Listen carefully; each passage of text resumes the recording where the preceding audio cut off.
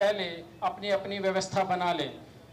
Bharatiya Janata party ने अगले 5 साल का रोड मैप जो तैयार किया है वो आपके सामने रखा जाएगा और उस रोड मैप के हिसाब से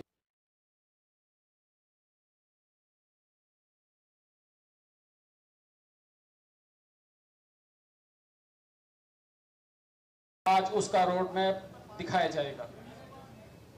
माननीय जगत प्रकाश नड्डा जी, माननीय मुख्यमंत्री जी, माननीय प्रदेश अध्यक्ष जी मंच की तरफ आप चल चुके हैं। कुछ ही क्षणों में वो हमारे बीच में होंगे। माननीय केंद्रीय मंत्री मनोहर लाल जी भी मंच की तरफ आ रहे हैं। अगले कुछ ही क्षणों में माननीय जगत प्रकाश नड्डा जी, माननीय मुख्यमंत्री जी, माननीय मोहनलाल बड़ोले जी, माननीय मनोहर लाल जी मंच पर उपस्थित होंगे। अब माननीय जगत प्रकाश नड्डा जी, मुख्यमंत्री जी, मनोहर लाल जी और प्रदेश अध्यक्ष मोहनलाल बड़ोले जी मंच पर पहुंच चुके हैं। मैं माननीय जगत प्रकाश नड्डा जी का हमारे राष्ट्रीय अध्यक्ष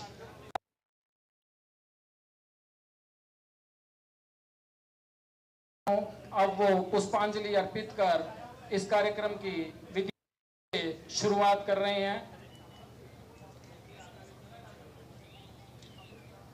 माननीय मुख्यमंत्री जी, माननीय कैबिनेट केंद्रीय मंत्री मनोहर लाल जी, प्रदेश अध्यक्ष मोहनलाल बड़ोले जी पुष्पांजलि अर्पित कर रहे हैं और मंच की तरफ अब बढ़ रहे हैं।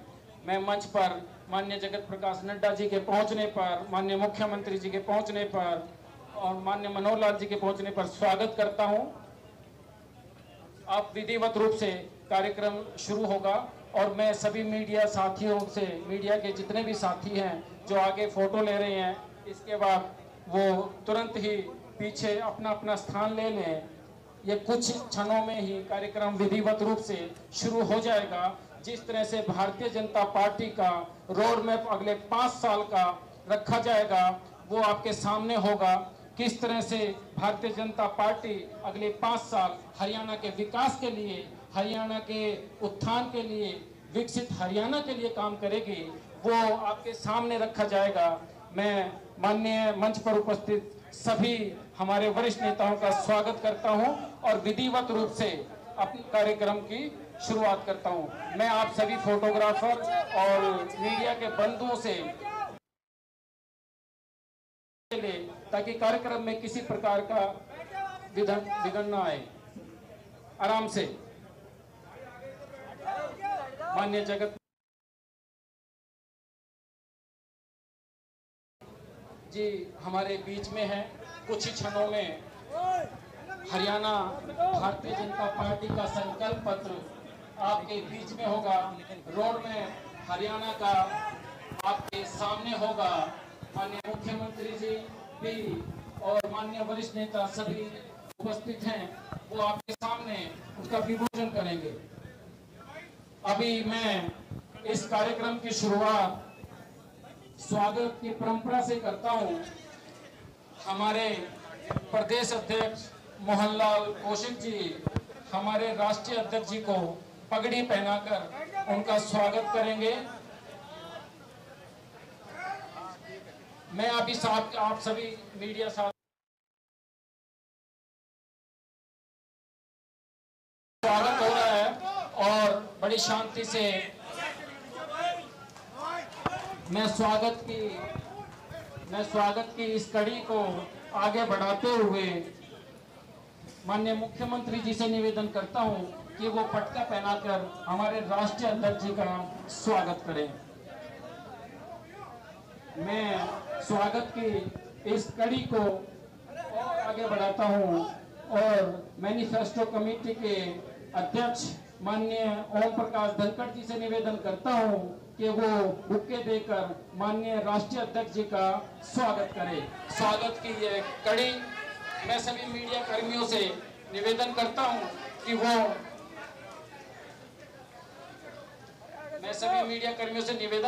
कि वो शांति बनाए रखें और आपको पूरे फुटेज मिलेंगे, मैं आपको विश्वास दिलाता हूं। और अभी मैं इस कार्यक्रम को आगे बढ़ाते हुए स्वागत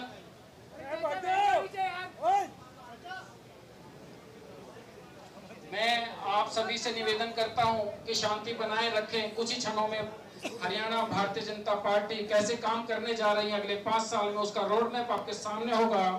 मैं माननीय प्रदेश अध्यक्ष मोहनलाल बड़ोली जी को निवेदन करता हूं कि वो आए और अपना स्वागत भाषण रखें।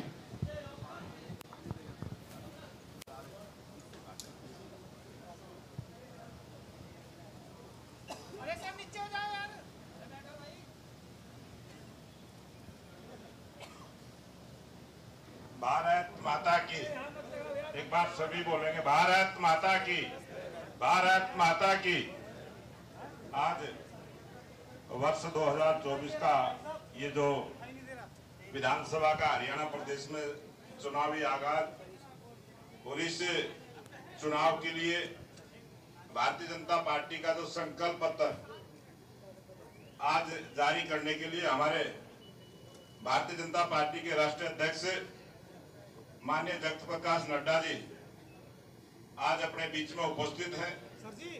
हमारे प्रदेश के लोकप्रिय मुख्यमंत्री नायब सिंह सैनी जी, हमारे पूर्व में मुख्यमंत्री रहे मनोहर लाल जी, वर्तमान में केंद्रीय मंत्री, और इस संकल्प पत्र कमेटी के अध्यक्ष की जिम्मेवारी हमारे राष्ट्रीय सचिव ओम प्रकाश धनखड़ जी, केंद्रीय चुनाव समिति की सदस्य बहन सुधा यादव जी, राज्यसभा सांसद सुभाष बराड़ा जी, पूर्व प्रदेश अध्यक्ष रामविलास शर्मा जी, पूर्व सांसद अशोक तंवर जी, केंद्रीय मंत्री राव इंद्रजीत जी, केंद्रीय मंत्री कृष्णपाल गुर्जर जी, राज्यसभा सांसद रामचंद्र जांगड़ा जी, हमारे इस चुनाव की जो समिति बनी इसके संयोजक कुलदीप बिश्नोई जी, विशंबर वाल्मीकि जी पूर्व मंत्री, पूर्व में मेयर रहे मनमोहन गोयल जी, और मंच पर आसीन सभी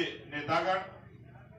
आज मैं प्रदेश भारतीय जनता पार्टी की तरफ से सभी नेताओं का हार्दिक स्वागत और अभिनंदन करता हूं। आज वर्ष 2024 के इस चुनाव को लेकर जो भारतीय जनता पार्टी का संकल्प पत्र बना है, उस संकल्प पत्र को हमारे राष्ट्रीय अध्यक्ष जगत प्रकाश नड्डा जी आज सभी मीडिया कर्मियों के सामने पूरे देश को प्रस्तुत करेंगे।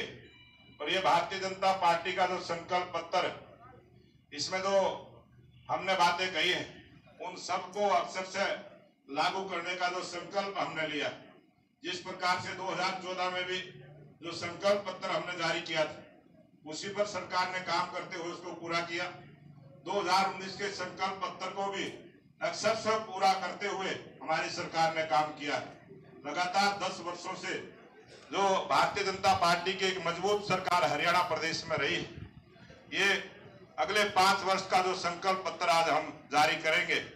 और मुझे पूरा विश्वास है हरियाणा प्रदेश में जिस प्रकार का वातावरण बना है, आने वाले इस चुनाव में भारतीय जनता पार्टी की स्पष्ट बहुमत की सरकार हमारे लोकप्रिय मुख्यमंत्री नायब सिंह सैनी जी के नेतृत्व में जब 2024 के चुनाव के बाद जो सरकार बनेगी, हमारे लोकप्रिय मुख्यमंत्री नायब सिंह सैनी मुख्यमंत्री की शपथ लेंगे। इस प्रकार के विश्वास के साथ आज पूरे हरियाणा प्रदेश में जो वातावरण बना है, एक तरफा वातावरण जो भारतीय जनता पार्टी का बना है, ये हमारा राष्ट्रीय नेतृत्व इस सोच के साथ चला है। हमारे राष्ट्रीय नेतृत्व देश के लोकप्रिय प्रधानमंत्री जिस प्रकार से तीसरी बार देश में प्रधानमंत्री का पद संभाला, इसी प्रकार से हरियाणा प्रदेश में भी भारतीय जनता पार्टी की सरकार बने, इसी निवेदन और आशा के साथ मैं निवेदन करूंगा। हमारे जो इस मैनिफेस्टो, इस संकल्प पत्र कमेटी के अध्यक्ष हैं ओम प्रकाश धनखड़ जी, वो भी अपनी बात को रखेंगे।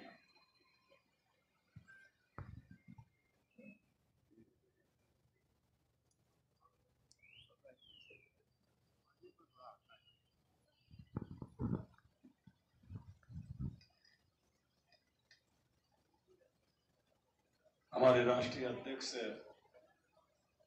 केंद्रीय मंत्री आदरणीय जगत प्रकाश नड्डा जी, हमारे लोकप्रिय मुख्यमंत्री नायब सैनी जी, प्रदेश अध्यक्ष मोहनलाल बड़ोली जी, आदरणीय मनोहर लाल जी, कुलदीप बिश्नोई जी, सुधा यादव जी, राव इंद्रजीत सिंह जी, कृष्णपाल गुर्जर जी, रामविलास शर्मा जी, हमारे प्रभारी धर्मेंद्र प्रधान जी, सतीश पोनिया जी, सुरेंद्र नागर जी, इस सुभाष बराड़ा जी, रामचंद्र जांगड़ा जी, अशोक तंवर जी, मनमोहन गोयल जी, इस मौके पर उपस्थित रेखा शर्मा जी, पार्टी के पूरा का पूरा नेतृत्व आज इस मौके पर उपस्थित है। मुझे ये बताते हुए खुशी हो रही है, आदरणीय राष्ट्रीय अध्यक्ष जी, 2,37,226 लोगों ने इस घोषणा पत्र को बनाने के लिए अपना योगदान दिया है। उन सब का मैं दिल की गहराइयों से आभार व्यक्त करता हूँ। घोषणा पत्र की कमेटी ने जहाँ बार बार बैठकें करके उन सुझावों पर मंथन किया है, उसके साथ साथ हर जिले में जाके और एक दायित्व का निर्वहन किया है, समाज के हर वर्ग से बात करने की कोशिश की है और हर जिले में जाकर बात करने की कोशिश की है। इस बार हमारे घोषणा पत्र में हमने एरिया स्पेसिफिक होने की कोशिश की है। जब ये आपके बीच में आएगा तो हर जिले के लिए कुछ ना कुछ हमारे इस संकल्प पत्र में होने वाला है। हमारे इस जो विजन है आगे का, इसमें कुछ ना कुछ हर जिले के लिए होने वाला है, जिसकी जानकारी जब माननीय राष्ट्रीय अध्यक्ष जी उसको समर्पित करेंगे हरियाणा की जनता के लिए उस संकल्प को, तो सबके लिए कुछ ना कुछ है। उसमें महिला, युवा, किसान, उद्योगपति, छोटे व्यापारी, हमारे पिछड़े वर्ग के लोग, हमारे अनुसूचित जाति समाज के लोग, हमारे बेरोजगार युवा, समाज का कोई भी वर्ग, कोई भी सेक्शन उससे अछूता नहीं है। हर सेक्शन के लिए इसमें कुछ ना कुछ है। एक बात मैं जरूर कहना चाहूंगा कि भारतीय जनता पार्टी जब अपना संकल्प पत्र लेके आती है तो उसको सिद्धि तक पहुंचाने का रास्ता भी तय करके आती है। हमारे संकल्प पत्र में हम ऐसी घोषणाएं नहीं करते हैं जो बजट के समानुपातिक नहीं। हम ये विचार करके देखते हैं कि हमारे पास इतना बजट है, उसमें रेवेन्यू बजट इतना है जिसमें से हम कोई पैसा काट नहीं सकते हैं, उसमें पूंजीगत बजट उसका 30% अगर हरियाणा में भी औसत रूप से आता है, उस 30% बजट के साथ किस प्रकार से मैं जो कुछ हम संकल्प लेकर आए हैं उसको सिद्धि में बदल सकते हैं। हमारा, मैं जोर देकर इस बात को कह रहा हूं कि हमारा संकल्प पत्र रिसोर्सेज के हिसाब से है, क्योंकि जो कहा जाता है अपने हरियाणा में, तेते पाव पसारिए जेती लंबी सोड़, लेकिन बहुत सारी पार्टियां ऐसा घोषणा पत्र लेके आती हैं कि उनका कभी ऊपर से ढक जाए तो नीचे, और नीचे से अगर वो छोड़ उठे तो ऊपर बड़ा खाली रहता है, बजट के समानुपातिक नहीं होते। उन्होंने अनेक प्रदेशों में जन आदेश को झूठ बोलकर लूटने का काम किया है। मैं आज मीडिया के जो मित्र यहाँ उपस्थित हैं, मैं विशेष तौर से उनसे चाहूंगा कि वो ये बहस चलाएं कि जो कुछ दूसरी पार्टियां कह रही हैं उनका संकल्प पत्र, घोषणा पत्र किस प्रकार से कितने बजट को पर पूरा होने वाला है और हमारा संकल्प पत्र कितने बजट में पूरा होने वाला है। क्योंकि हमने जो पहले किया है, मैं आभारी हूं नेतृत्व का। पिछली बार का संकल्प पत्र का दायित्व भी मुझे था और अभी हमारे अध्यक्ष ने घोषणा की कि हम उसको पूरा करके आपके बीच में बैठे हुए हैं उस संकल्प पत्र। और नया संकल्प पत्र जो हमने एक स्लोगन दिया है, नॉन स्टॉप हरियाणा, पहले हमने क्या किया है ये बताया है इस संकल्प पत्र में भी, और नॉन स्टॉप ये कैसे आगे बढ़ेगी ये भी इसका जिक्र उसी पैटर्न पर किया है कि यहाँ तक हम आ चुके हैं और आगे हमें कहाँ पहुंचना है उसका विजन लेकर आपके बीच में आए हैं। मुझे लगता है कि जब संकल्प पत्र आएगा और राष्ट्रीय अध्यक्ष जी जब उसको आपको समर्पित करेंगे, एक शानदार संकल्प पत्रों में से बहनों के लिए, बेटियों के लिए मैं कहूंगा कि एक शानदार जो है संकल्प पत्र आने वाला है। और जिस संकल्प पत्र के लिए सबसे बड़ा संकल्प ये है कि हम जो कह रहे हैं उसको सिद्धि में बदलेंगे। ये मेरे नेतृत्व से बात करके हमने इस प्रकार का संकल्प पत्र तैयार किया है कि इस प्रकार के रिसोर्सेज हमको इसको पूरा करने के लिए कितने चाहिएंगे और उसको हम पूरा कर पाएंगे। इन्हीं शब्दों के साथ, क्योंकि भारतीय जनता पार्टी जो कहती है सो करती है और प्रधानमंत्री जी जैसे कहते हैं यही समय है, सही समय है हरियाणा के आगे बढ़ने का, तो उस प्रकार के विजन के साथ हम उपस्थित हैं। इन्हीं शब्दों के साथ मैं आभारी हूं हमारे राष्ट्रीय अध्यक्ष जी ने स्वयं आकर हमारे संकल्प पत्र को समर्पित करने का समय दिया है, हमारे सारे नेतृत्व ने आके समय दिया है। दिल की गहराइयों से सबका आभार व्यक्त करते हुए अपनी वाणी को विराम देता हूं। सबको प्रणाम। अब मैं आमंत्रित करता हूं, जिनके नेतृत्व में तीसरी बार भाजपा की सरकार बनने जा रही है, मैं माननीय मुख्यमंत्री जी को मंच पर आमंत्रित करता हूं कि माइक पर कि वो आए और अपना उद्बोधन रखें।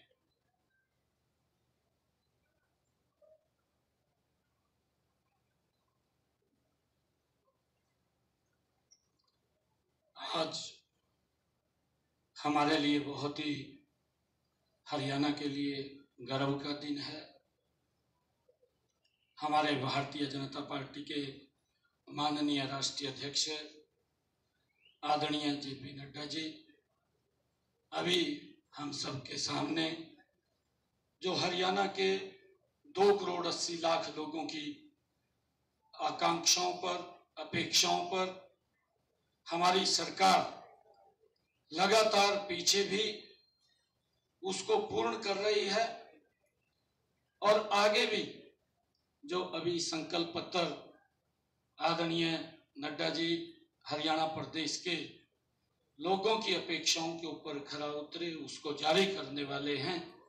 मैं आज इस रोहतक की भूमि पर आदरणीय नड्डा जी का बहुत बहुत स्वागत करता हूं और सभी हमारे पार्टी के सीनियर लीडरशिप, सभी केंद्रीय मंत्री, सभी हमारे पार्टी के प्रमुख पदाधिकारी, हमारे प्रभारीगण, मित्रों, आज जो मैनिफेस्टो आदरणीय संकल्प पत्र नड्डा जी जारी करेंगे, ये हमारे लिए कोई चुनावी या घोषणा नहीं है। और आज मैं कह रहा हूं कि ऐसा भी नहीं है कि हमारे लिए यह हमारा संकल्प है, हमारा ध्येय है, हमारा लक्ष्य है। हमने जो कहा है उसको पूरा किया है। मैं अगर आप लोगों को थोड़ा पीछे ले जा करके बताना चाहता हूं कि हमने 2014 में जो हमारा मैनिफेस्टो था, आप उसको उठा करके देखेंगे, हमने उसको 100% लागू किया है। 2000 जिसमें लगभग 187 वायदे हमने किए थे, हमने 187 संकल्प उसके अंदर लिए थे। 187 के 187 हमने 2014 में पूरे किए हैं। हमने 2019 का अगर मैनिफेस्टो हम देखें, उसमें भी हमने लगभग 265 लोगों से जो उनके सुझाव आए थे उसके ऊपर संकल्प लिया था। ऐसे 265 वायदे थे जिसके ऊपर हमने संकल्प लिया। हमने उनको पूर्ण रूप से धरातल के ऊपर उतारने का काम वो हमारी सरकार ने किया है। आप हमारे मैनिफेस्टो को देख सकते हैं और हमने जो वायदा किया उसको पूरा किया है। तभी जनता भाजपा पर भरोसा करती है। बाकी पार्टी का मैनिफेस्टो, दूसरे दलों के जो मैनिफेस्टो हैं, जो उनके घोषणा पत्र हैं, अगर आप उनको उठा करके देखेंगे तो एक ऐसी स्थिति ध्यान में आती है, एक विज्ञापन चलता है, भ्रामक विज्ञापन, जैसे 2 दिन में जीवन बदल जाएगा। उस तरह के वादे होते हैं विपक्षी दलों के मैनिफेस्टो के अंदर। एक सजेबाग दिखाते हैं, एक चकाचौंध लेकर के आते हैं। हमने देखा है कि उनके जो वायदे हैं, जो उन्होंने अपने मैनिफेस्टो के अंदर घोषणाएं की हैं, और चुनाव के बाद लोग मैनिफेस्टो को उठाकर नहीं देखते कि क्या कहा था, और हम चुनाव के बाद पहला काम अपने वादों को पूरा करने का करते हैं। और इस बार भी हम यही करेंगे। हमारे घोषणा पत्र में लिखी हर एक बात 8 तारीख को रिजल्ट आने के बाद हम अपने संकल्प पत्र के ऊपर गति से काम शुरू कर देते हैं।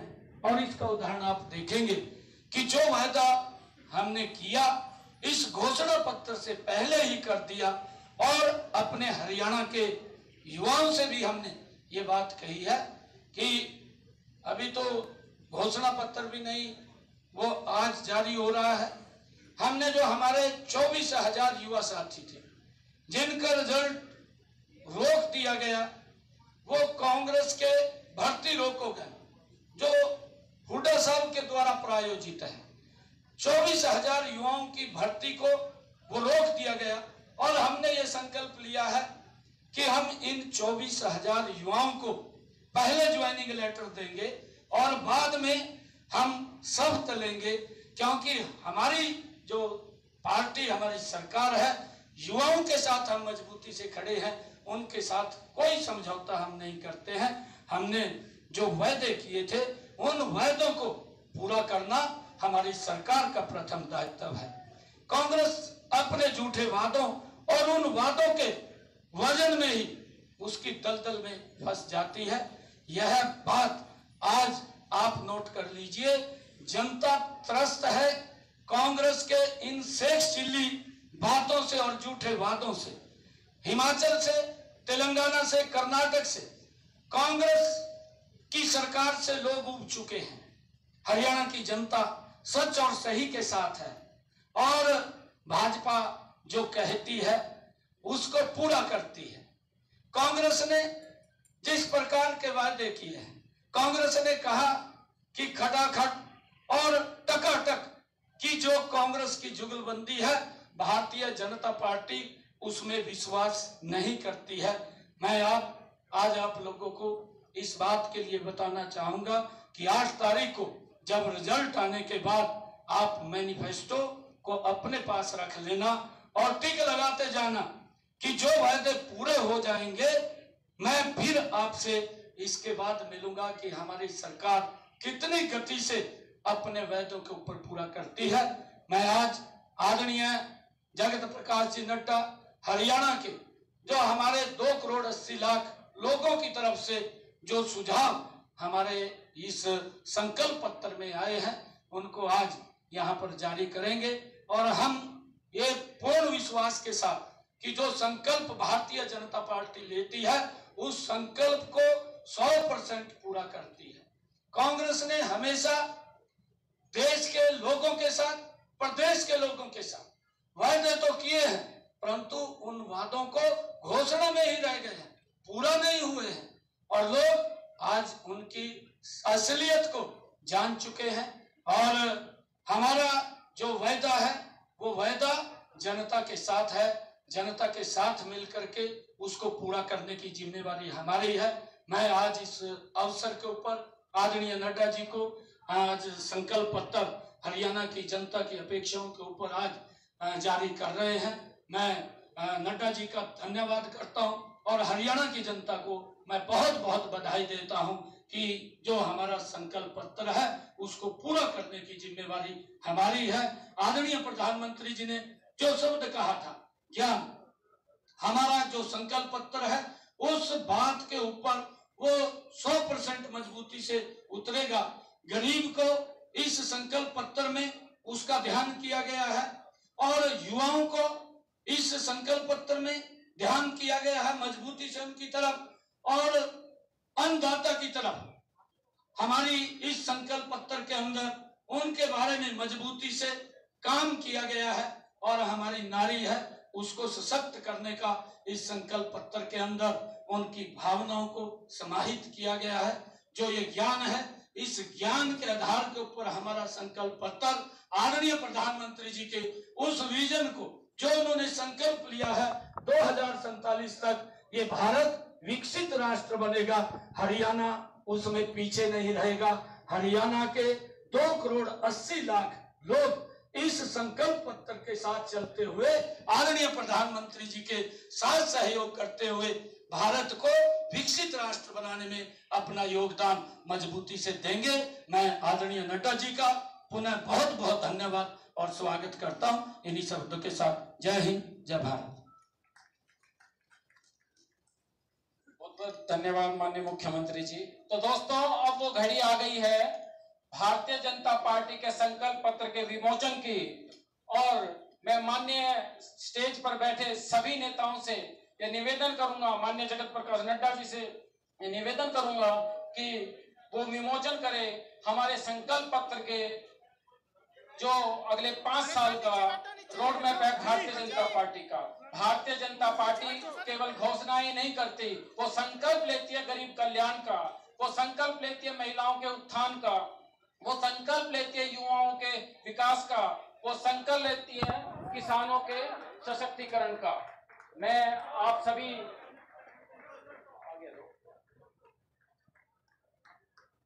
संकल्प पत्र जो 5 साल का रोड मैप है वो आपके सामने है। अभी मैं 20 सूत्री जो कार्यक्रम है संकल्प पत्र में वो भी आपके सामने अगले 1 मिनट में ही आपके सामने प्रस्तुत होने जा रहा है और माननीय जगत प्रकाश नड्डा जी उस संकल्प पत्र के 20 सूत्री जो कार्यक्रम है उनको पढ़कर आपके सामने रखेंगे।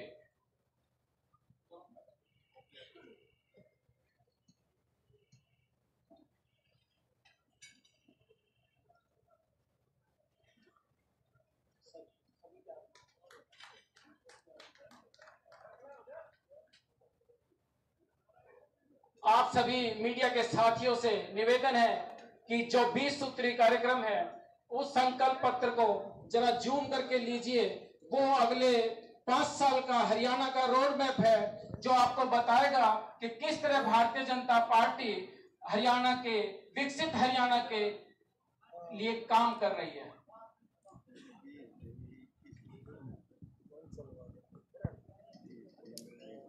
बहुत बहुत धन्यवाद माननीय अध्यक्ष जी।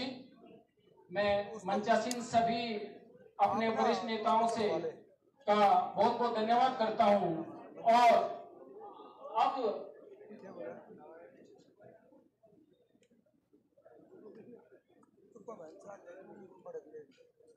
आज के संकल्प पत्र के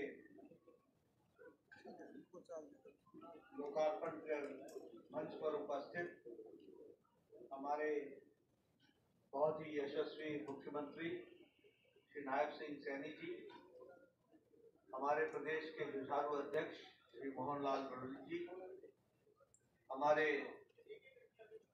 भारत सरकार में मंत्री और आपके पूर्व मुख्यमंत्री हम सबके प्रिय और वरिष्ठ नेता मनोहर लाल खट्टर जी, हमारे इस संकल्प पत्र के रचयिता और अध्यक्ष और पूर्व अध्यक्ष पार्टी के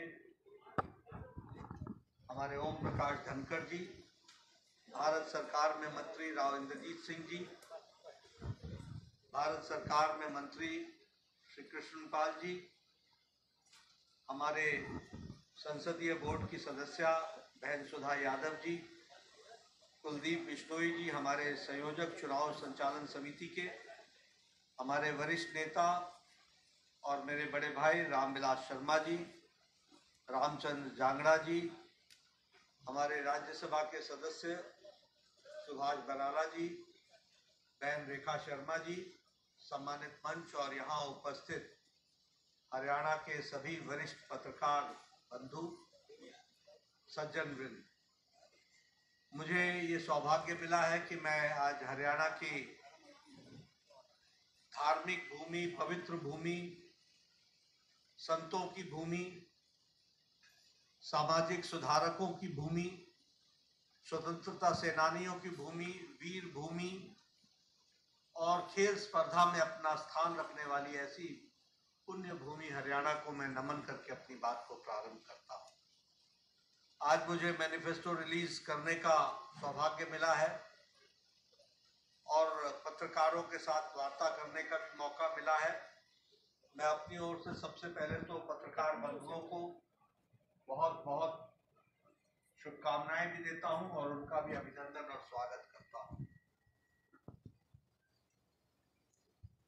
हमें मैनिफेस्टो के बारे में अगर समझना हो तो मैं हमेशा एक बात कहता हूं, जिसका जिक्र ओम प्रकाश धनखड़ जी ने भी किया, जिसका जिक्र हमारे अध्यक्ष जी ने भी किया और जिसका जिक्र हमारे मुख्यमंत्री जी ने भी किया, कि हम मैनिफेस्टो को कैसे देखते हैं। साधारणतः कांग्रेस ने जो रिवायत चलाई उसने मैनिफेस्टो या संकल्प पत्र को लोगों की नजरों में एक डाइल्यूटेड डॉक्यूमेंट बना दिया। उस डॉक्यूमेंट का रेलेवेंस कांग्रेस ने और कांग्रेस की संस्कृति ने लंबे समय में उसकी इस रेलेवेंस को समाप्त कर दिया। उनके लिए यह डॉक्यूमेंट महज एक औपचारिकता है। उनके लिए ये डॉक्यूमेंट महज एक रिवायत को पूरा करना है और उनके लिए ये डॉक्यूमेंट लोगों के साथ छलावा करना। अब मैं अगर इसकी चर्चा करूं तो मैं सबसे पहले तो ये बताना चाहूंगा कि आप हरियाणा की ऐप को ही याद करें। 10 साल पहले हरियाणा की छवि क्या थी? 10 साल पहले हरियाणा की छवि पर्ची और खर्ची पर नौकरी लगने वाली सकती थी। मैं ठीक बोल रहा हूं कि गलत बोल रहा हूं? पर्ची पर नौकरी लगती थी कि नहीं? नौकरियों के चलते लोगों को सजाएं हुई कि नहीं हुई? जो सत्ता में बैठे थे वो तकलीफ में आए कि नहीं आए? उसी तरीके से अगर आप देखिए तो हरियाणा जमीनों के घोटाले के लिए जाना जाता था। तो अगर हम उन पार्टियों की चर्चा करें तो उनका मैनिफेस्टो, रियल मैनिफेस्टो तो ये था, जमीन का घोटाला, औने पौने दाम में जमीन को लेना और उससे मुनाफा कमाना, किसानों की जमीन को हड़पना और उसके लैंड यूज को बदलना। ये सारी, आप बताइए 10 साल पहले भ्रष्टाचार की छवि थी कि नहीं सरकारों की? हरियाणा की हर सरकार भ्रष्टाचारी कहलाती थी कि नहीं कहलाती? इसलिए आज जब हम संकल्प पत्र की बात करते हैं, जिसका मैं अभी विस्तृत विवरण रखूंगा ताकि आपके ध्यान में आए कि हमारे लिए मैनिफेस्टो या संकल्प पत्र यह कितना महत्वपूर्ण है। और इसीलिए मैं ये कहूंगा कि सबसे पहले तो जो हम लोगों ने कहा है नॉन स्टॉप हरियाणा। अब हम तो जो बैठे हैं मंच पर भी और नीचे भी हमारे साथी, हम तो हरियाणा की सेवा नॉन स्टॉप कर रहे हैं, लेकिन इसको नॉन स्टॉप रखने में बहुत बड़ी जिम्मेवारी आपको निभानी है और आपको संकल्प को पूरा करना है। मैं तो आपके सामने रिपोर्ट कार्ड रख दूंगा, मैं आपके सामने जानकारियों के साथ विषयों को रखना चाहूंगा। अभी अभी मैं इसलिए कहता हूं क्योंकि how do you assess the seriousness of the संकल्प पत्र? ये सीरियस डॉक्यूमेंट कैसे बनता है? ये सीरियस डॉक्यूमेंट इस बात से बनता है कि जो कहा था वो किया है, जो नहीं कहा था वो भी करके दिया है, और जो कहेंगे वो पूरा करके देंगे, ये इस बात की गारंटी है।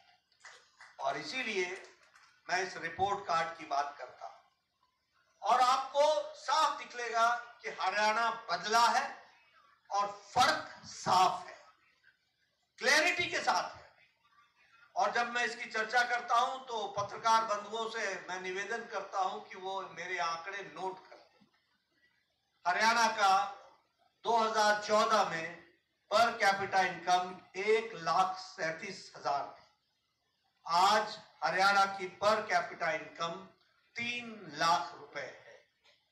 इसका मतलब दुगना हो गया पर कैपिटा इनकम। अगर मैं बात करूं एक्सपोर्ट की तो हरियाणा का एक्सपोर्ट 68,000 करोड़ रुपए था और आज हरियाणा का एक्सपोर्ट 2.50 लाख है। यानी हरियाणा का एक्सपोर्ट 3 टाइम यानी 3 गुना बढ़ गया। यह भी हमको ध्यान में रखना है। मैं स्वास्थ्य मंत्री भी हूं, आजकल मेरे पास जिम्मेवारी है। मैं आपको बताना चाहता हूं, मनोहर लाल जी जानते हैं, इन्होंने संकल्प ले रखा था हर जिले में मेडिकल कॉलेज खोलेंगे, हर जिले में मेडिकल कॉलेज खोलेंगे। 7 मेडिकल कॉलेज होते थे, आज 15 मेडिकल कॉलेज हैं और यह भी दुगना हो गया है, दुगने से ज्यादा हो गया। यह भी आपको ध्यान में रखना। हमारे मेडिकल कॉलेज की सीट 700 होती थी, आज मेडिकल कॉलेज की सीट्स 2185 हैं। और जब मैं 2185 बोलता हूं तो यह भी आप ध्यान रखिए कि यह तिगुना हो गया, ट्रिपल हो गया। यह भी हमको ध्यान में रखना है। जो बिजली 24 घंटे गांव में आने की बात थी, 2014 में पत्रकार बंधु नोट कर ले, हरियाणा में 538 गांव में 24 घंटे बिजली थी। और आज 68,000 गांव में बिजली 24 घंटे है। इस बात को भी 58,000 गांव में बिजली है। इस बात 5800 गांव में बिजली है, इसको भी हमको ध्यान रखना।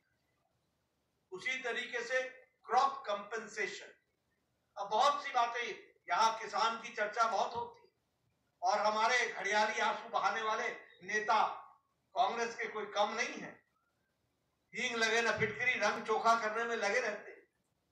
ऐसे नेता हैं जो किसानों की बात करते हैं। लेकिन मैं आपको बताना चाहता हूं कि जब कांग्रेस की सरकार थी तो क्रॉप का कंपनसेशन 1,158 करोड़ रुपए दिए गए और भारतीय जनता पार्टी ने क्रॉप के कंपनसेशन में 12,500 करोड़ रुपए दिए। 10 टाइम क्रॉप का कंपनसेशन में इजाफा हुआ, ये आप याद रखिए। इसलिए किसानों के हित चिंतक जो बनते हैं, आंकड़ों में कहां दिखते हैं, ये भी आपको समझ लेना चाहिए। उसी तरीके से क्रॉप डैमेज के जो कंपनसेशन है वह 6,000 प्रति एकड़ था, उसको आज बढ़ा करके 15,000 प्रति एकड़ कर दिया गया, 2.5 गुना बढ़ा दिया गया। ये हमारे क्रॉप का कंपनसेशन दिया जा रहा है। इसलिए किसानों के हित चिंतक कौन रहा है, इसका विश्लेषण हमारे पत्रकार बंधु जरूर करें। ओल्ड एज पेंशन तिगुनी कर दी गई, 1,000 होती थी, आज 3,000 है। उसी तरीके से एमएसपी जो सिर्फ 8 क्रॉप्स पर मिलती थी, 8 क्रॉप्स, ये किसान के हित चिंतक, ये किसान के हितैषी परसों से 8 से ज्यादा फसलों पर एमएसपी नहीं देते थे, आजकल एमएसपी की गारंटी मांगने फिर रहे हैं। इनको मैं बताना चाहता हूं कि ये हमारी सरकार थी जिसने आज 24 फसलों पर, 24 क्रॉप्स पर उसके लिए एमएसपी देना निश्चित किया है और उसको आगे बढ़ाया है। ये बात भी हमको ध्यान में रखना चाहिए। इसलिए जो कहा था, वो जो नहीं कहा था, वो भी करके दिया है। मैं यहाँ आपके सामने बताना चाहता हूं, जिसके बारे में इन्होंने हमारे सैनी साहब ने आपको बता दिया कि हमने 100% अपना 2014 का और 2019 का मैनिफेस्टो लागू करने के बाद हम आपके सामने हाजिर। ये रिपोर्ट कार्ड की संस्कृति ये किसने सिखाई? मैं पत्रकार बंधुओं से पूछना चाहता हूं, 10 साल पहले आपने देखा था किसी नेता को रिपोर्ट कार्ड रखते हुए? 10 साल पहले किसी को देखा था आपने कोई आंकड़े रखते हुए? लेकिन आज हम आपके सामने रिपोर्ट कार्ड रखते हैं। और इसीलिए मैं आपको बताना चाहता हूं कि आज हर खेत को पानी स्कीम के तहत हमने हर एक एग्रीकल्चरल लैंड को आज सिंचित कर दिया है, 100% इरिगेटेड कर दिया है। ये बदलता हरियाणा है जिसको हमको समझना है। ये किसान की तस्वीर और तकदीर बदलने का काम किया है। इंटरेस्ट फ्री एग्रीकल्चरल लोन जो है वो 3 लाख फार्मर्स को, तो 3 लाख फार्मर्स को दिया जाएगा, उसकी भी व्यवस्था की गई। उसी तरीके से ये जब मंडी में जाते हैं तो उनको 10 रुपए की थाली भोजन की मिल सके, इसकी भी व्यवस्था की गई। अगर मैं इंफ्रास्ट्रक्चर की बात करूं तो Delhi Sonipat Panipat regional rapid transport system, इसको शुरू कर दिया गया है। और उसी तरीके से भारत का पहला एलिवेटेड रेलवे लाइन वह आपके शहर रोहतक में बनी है, इसको भी हमको ध्यान में रखना चाहिए। उसी तरीके से हिसार को एयरपोर्ट बनाया गया है, दिल्ली के लिए, जयपुर के लिए, जम्मू के लिए, देहरादून के लिए, यहाँ से एयर सर्विस शुरू हुई है। और 1,000 से ज्यादा खेल नर्सरी बनाई गई और हरियाणा स्टार्टअप मिशन को भी प्रारंभ किया गया। अगर मैं महिलाओं की बात करूं तो विवाह शगुन योजना में एनुअल इनकम जो थी उसको 1.8 लाख तक बढ़ा दिया गया ताकि ज्यादा से ज्यादा हमारी बहनें उसमें कवर हो सके, उस बात को किया गया है। प्रधानमंत्री मोदी जी ने हरियाणा प्रदेश के लिए टैक्स डिवोल्यूशन में 4 गुना बढ़ा दिया और 76,000 करोड़ रुपए आपको टैक्स डिवोल्यूशन में हरियाणा को दिए गए। उसी तरीके से ग्रांट्स इन एड में 3.5 गुना बढ़ा दिया गया, आपको 70,000 करोड़ रुपए उसमें भी दिए गए। स्मार्ट सिटी में फरीदाबाद को और करनाल को 15,000 करोड़ रुपए दिए गए, इसकी भी व्यवस्था की गई। और जल जीवन मिशन में आपके लिए हर घर को नल दिया जाए, इसकी सुव्यवस्था हरियाणा की सरकार ने किया, जो कहा था वो करके दिया है। आज मुझे खुशी है ये बताते हुए, इंफ्रास्ट्रक्चर की बात कर रहा हूं, मैं पौने 10 बजे अपने घर से निकला और 11:30 बजे मैं रोहतक पहुंच गया। कभी 10 साल पहले कल्पना की थी क्या? कभी कल्पना की थी? 4 घंटे लगते थे। ये फर्क साफ है, जिसको हमको समझना चाहिए। आज आईआईटी दिल्ली का फाउंडेशन स्टोन रखा गया है। आपके यहाँ कैंसर का सेंटर, एम्स का एक्सटेंडेड बिल्ड प्रोग्राम वो झज्जर में किया गया है।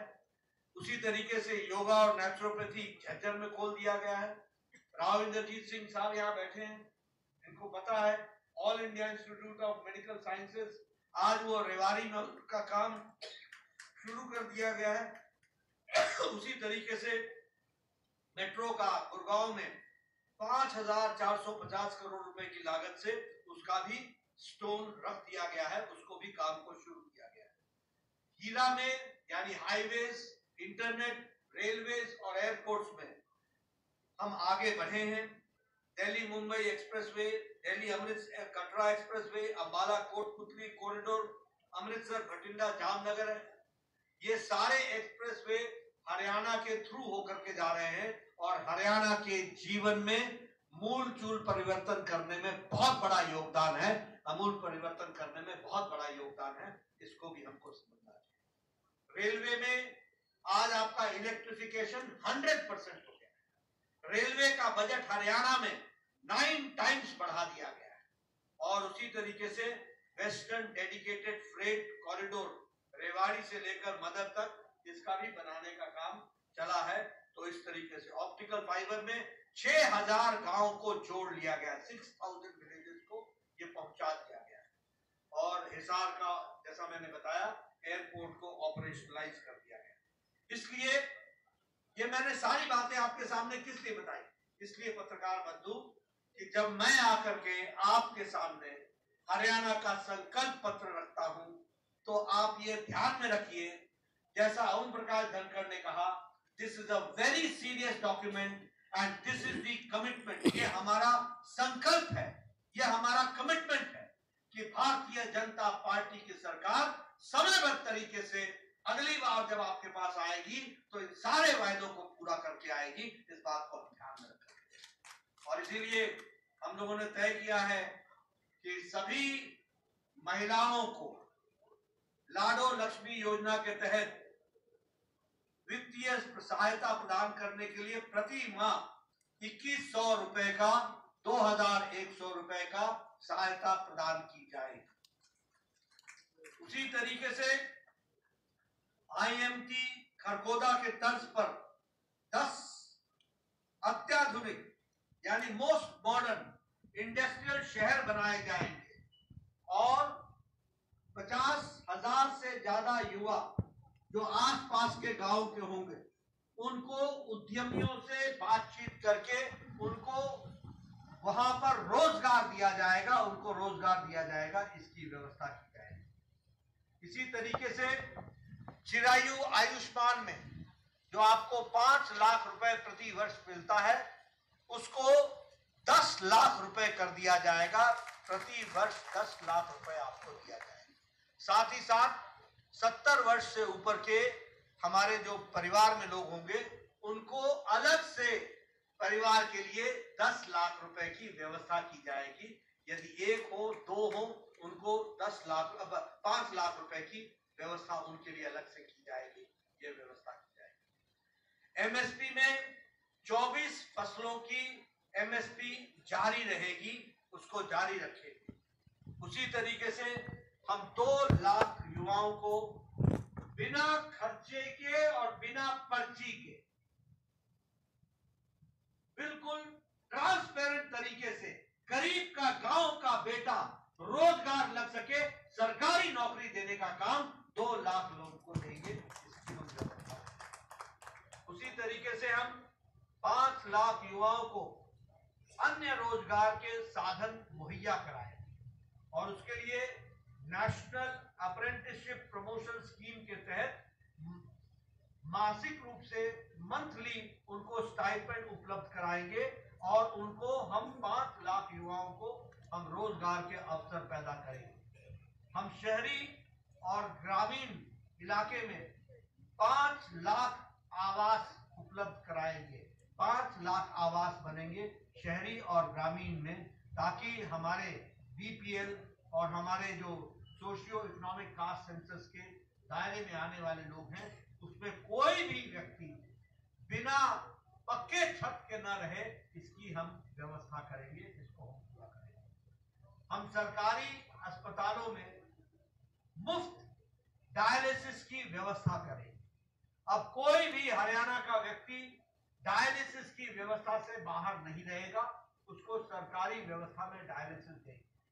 और हम सरकारी अस्पताल और प्राइवेट में भी फ्री डायग्नोसिस की सुविधा देंगे, फ्री उसका इलाज के डायग्नोसिस की व्यवस्था करेंगे, इसको भी हम पूरा करेंगे।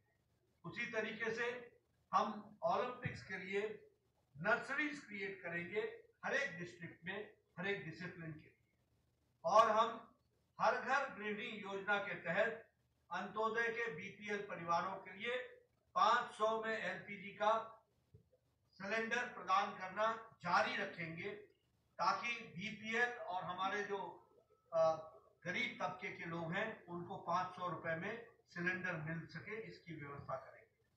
कॉलेज जाने वाले हमारी अव्वल बालिका योजना के तहत महिला छात्राओं को हम स्कूटी का अरेंजमेंट करेंगे, उनको हम स्कूटी देंगे, इसकी हम व्यवस्था करेंगे। एक बहुत महत्वपूर्ण योजना अग्निवीर योजना में हरियाणा सरकार उनको सरकारी नौकरी की गारंटी देगा और उनको सरकारी नौकरी में अग्निवीर योजना में जोड़ेगा।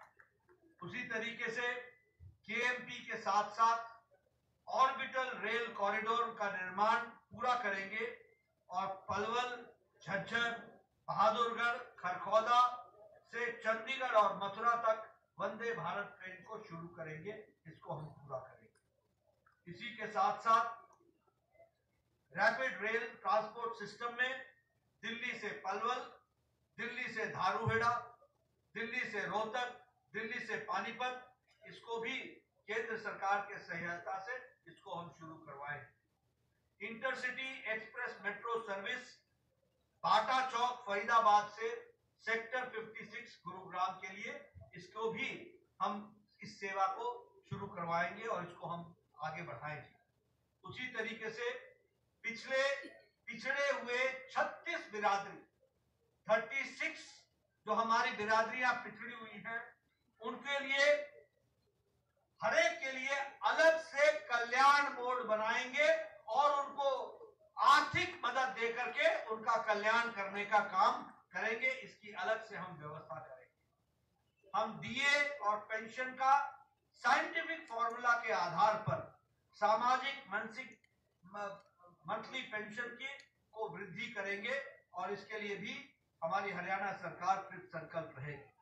और हम जो ओबीसी के विद्यार्थी हैं उनके लिए मेडिकल और इंजीनियरिंग की डिग्री प्राप्त करने के लिए उनको हम पूरी की पूरी स्कॉलरशिप, फुल स्कॉलरशिप देंगे, ताकि हमारा कोई बच्चा इससे वंचित न रह जाए और उसकी पढ़ाई। ओबीसी, एससी और एसटी इन सब के लिए हम ये मेडिकल कॉलेज और इंजीनियरिंग कॉलेज में हम व्यवस्था करेंगे और उनको पूर्ण स्कॉलरशिप दी जाएगी। हरियाणा के प्रदेश सरकार लोन के दृष्टि से 25 लाख रुपए बैकवर्ड क्लास के एंटरप्रेन्योर्स के लिए एडिशन, मुद्रा स्कीम से एडिशन, एससी और एसटी को तो मिलता ही है, लेकिन बैकवर्ड क्लास के लिए भी उसको हम जोड़ेंगे और उनको हम एंटरप्रेन्योर्स को मुद्रा स्कीम से अलग से 25 लाख रुपए का उनके मुहैया कराएंगे और उनको हम लोन देंगे और वो इंटरेस्ट फ्री लोन होगा। इस तरीके की हम व्यवस्था करेंगे। हरियाणा को शिक्षा का ग्लोबल एजुकेशन हब बनाएंगे और इसके लिए आर्टिफिशियल इंटेलिजेंस के मॉडल स्किल्स को भी हम उसमें प्रयोग करेंगे और उसको हम लाएंगे। ये जो हमारे अरावली के जंगल हैं, इसको हम 10,000 एकड़ की साउथ हरियाणा में हम इंटरनेशनल लेवल का सफारी बनाएंगे ताकि टूरिज्म को हम अट्रैक्ट कर सकें। इस तरीके के हमारे 20 संकल्प हमने आपके सामने रखे हैं। ये 20 संकल्पों के साथ बाकी आपको मैनिफेस्टो की डिटेल्स मिल जाएगी जिसमें बाकी सारी बातें हैं, लेकिन नॉन स्टॉप हरियाणा। अब हमारे तरफ से तो गाड़ी चलती रहेगी, सिग्नल आप ना डाउन करें इसकी चिंता आपको करनी पड़ेगी, हमारी गाड़ी बिना स्टॉप के चलती रहेगी। यह मैं आपसे निवेदन करने आया हूं और आपसे अपना लाइसेंस रिन्यू कराने के लिए आया हूं। इन्हीं शब्दों के साथ बहुत बहुत धन्यवाद।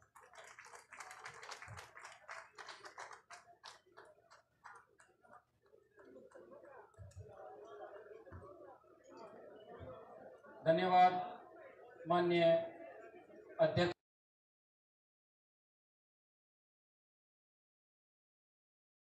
की समाप्ति की घोषणा करते हैं और मंचासीन सभी माननीय नेताओं